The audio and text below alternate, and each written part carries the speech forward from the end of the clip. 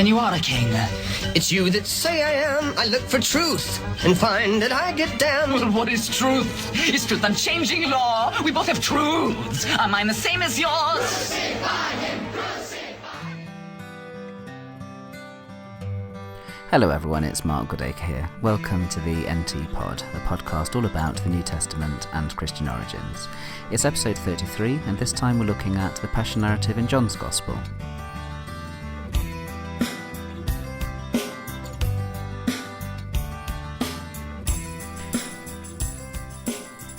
It's difficult to tell whether John knew the synoptic passion narrative, whether he knew the passion narrative in Matthew, Mark and Luke, because it's so different from theirs in all sorts of respects.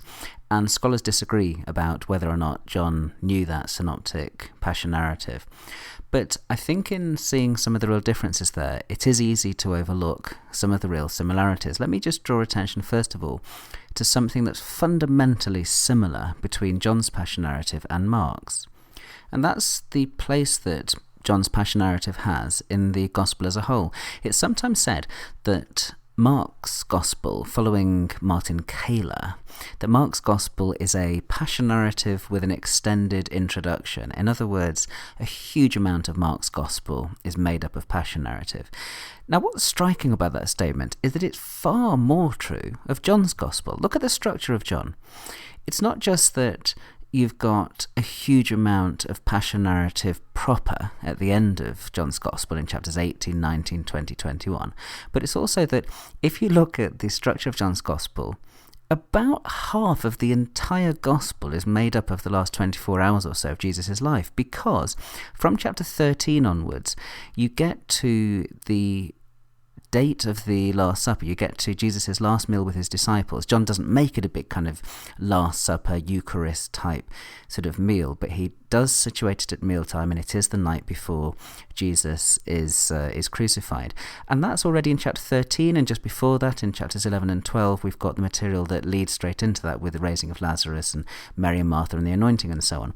So half of John's Gospel is made up of that last bit of Jesus' ministry. Now, if that's not a passion narrative with an extended introduction, I don't know what is.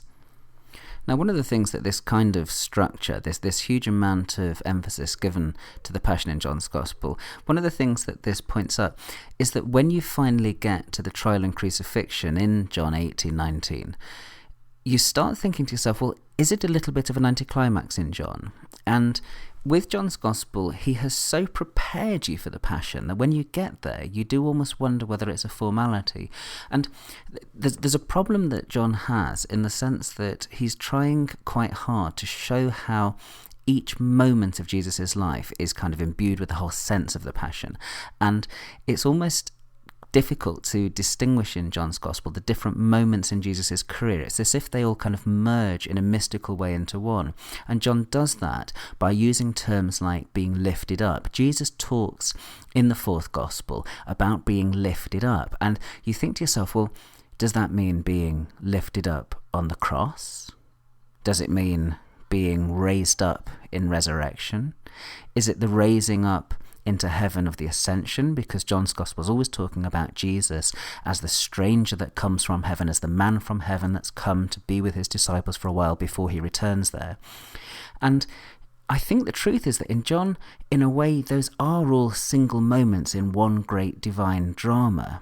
And that's why his narrative is sometimes quite mystical and quite difficult to read, because these different events, these different moments in the cosmic drama do kind of merge into one in quite an exciting and an odd kind of way.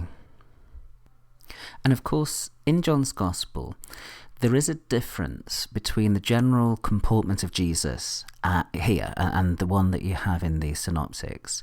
There's a radical difference from the agony that you see Jesus undergoing in the synoptics, and especially in Matthew and Mark, compared with John. Think, for example, of Gethsemane. In the synoptics, Jesus has this agonized prayer in Gethsemane. Take this cup away from me. He really doesn't want to go through with this, and only is able to do it because of a strengthening that comes because he realizes that he has to accede to God's will. But in John's Gospel, Jesus explicitly turns away from that. In chapter 12, he says to himself, "Shall I say, Father, save me from this hour?" And then he decides he's not going to say that. He's not going to pray that prayer because he so knows it's necessary for him to go through with this thing. That's how much he's confident in the divine plan. And so similarly, when you get to the arrest in John 18, Jesus actually brings himself forward to be arrested. There's no need, in a way, for the betrayer, for the one who leads him to be arrested. He just presents himself to the authorities. And then when he's in the trial before Pilate, you have to say to yourself, who's in charge here? And quite a lot of the time, instead of it being Pilate in charge as the judge judging Jesus, it turns around and it becomes as if Jesus, the victim, has become the one who is judging Pilate. And at the beginning of today's episode, before the credits, I played a little clip from Jesus Christ Superstar where you have Jesus and Pilate engaging together, and you have the immortal line about what is truth that Pilate utters. And it's because in John's Gospel, Pilate is actually finding himself, examining himself in the face of this extraordinary person, this man from heaven that's confronting him. And this extends also to the moment of Jesus' death in John's Gospel. Instead of my God, why have you forsaken me?" which you have as the last words in Matthew and Mark, or "Father, into your hands I commit my spirit," which you have in Luke, in John you have the most triumphant declaration of all on the cross. He says, "It is finished, it's completed." The end of Jesus' journey, the culmination of everything that he has come for, is achieved in this moment. And there's something about the finality, the ultimate triumphant nature of that cry from the cross that makes the Jesus of John's Gospel quite different from the Jesus of the Synoptics. Now, for all this, though, I can't help thinking that John has arrived at his passion narrative by means of a kind of meditation, by means of a kind of creative reflection on the synoptic narrative. And I think there are places where you can see little themes that are there in Matthew, Mark and Luke coming through. One of the signs of this, I think, comes in the trial before Pilate, where Jesus in Mark's Gospel has Pilate say to Jesus, "Are you the King of the Jews?" And Jesus comes out with this really bizarre answer where he says, "You say so," or "you are saying." And I've always wondered what on earth that means. I mean, what does it mean to say "you say so"? And one wonders whether John had the same question. So in John 18:33, Pilate asks that question, "Are you the King of the Jews?" And Jesus replies, not "you say so," but he says, "Is this your own question? Or did others tell you about me? Are these your words, or did they come from someone else?" Almost as if John is trying to tease out the meaning that you have in that enigmatic answer in the Synoptics. And that's what John is often like. His Jesus is somewhat more wordy than the Synoptic Jesus. He talks a lot more, and I think the Jesus of the Johannine Passion narrative does talk much more, just as the Jesus of the whole Gospel talks a great deal more. The Jesus of the fourth Gospel is the Jesus of the long, theological, meaningful discourse. But there is a real curiosity in John's passion narrative over dating. I mean, if John does know anything outside of the Synoptics about the passion narrative, could it be that he knows something about the dating? Because he seems to date it differently from the way that the Synoptics do. One day in the future, I'll do an entire episode of the NT Pod on the whole natty problem of Johannine chronology of the crucifixion over against the synoptic problem. But just to mention the oddity here, John seems to date the Last Supper of Jesus, the last evening from chapter 13 and then going right the way through to chapter 17 and then on to the crucifixion. That evening is not itself the Passover, it's the day before the Passover.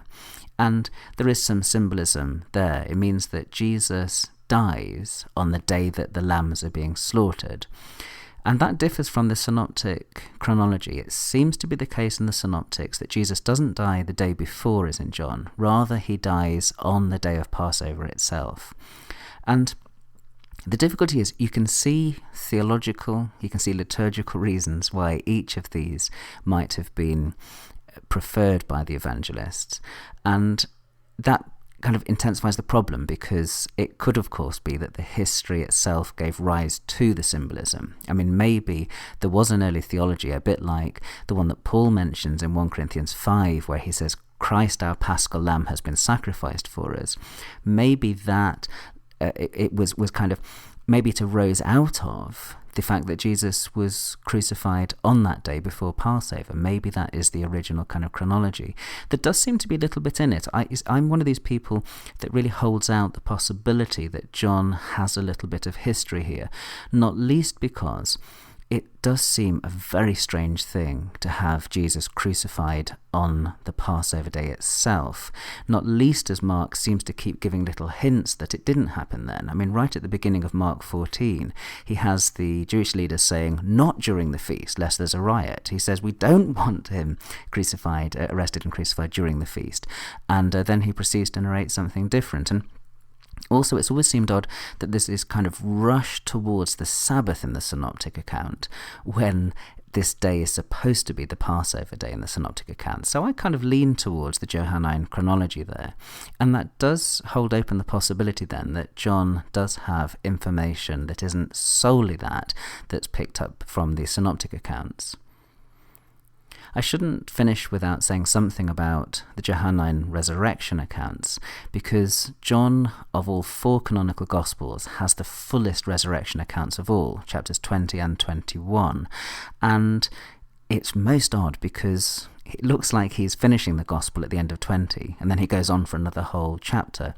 I always think the end of John's Gospel is a little bit like the ending of the Lord of the Rings trilogy, The Return of the King, where you keep having, I'm thinking of the films here, where you keep having successive fresh endings. I also thought the end of the recent Battlestar Galactica series was a bit like that as well, where you keep having successive endings. John's like that. Each little vignette that you get in chapters 20 and 21 would itself provide a beautiful conclusion to the Gospel. The meeting with Mary Magdalene, Thomas's "My Lord and my God" after he's confronted Jesus, or the scene with Peter in chapter 21 and the fishing boat. All of these would make great conclusions to the Gospel, and you sometimes wonder whether they built up over time with people adding ever fresh conclusions, and yet they all seem to be very much in the style of the fourth evangelist and have his characteristic stamp on them. So perhaps they were all things that proceeded from that same author and from that same community.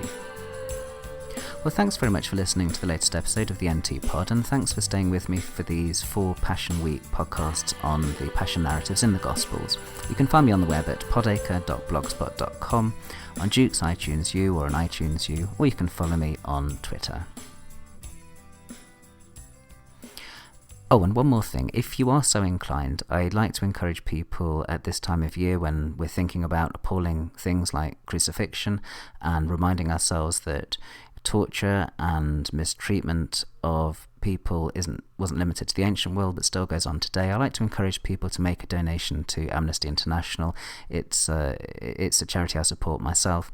If you are so inclined, I have a link to their website on the NT Pod page at podacre.blogspot.com. Thanks again for listening, and I'll be with you again soon.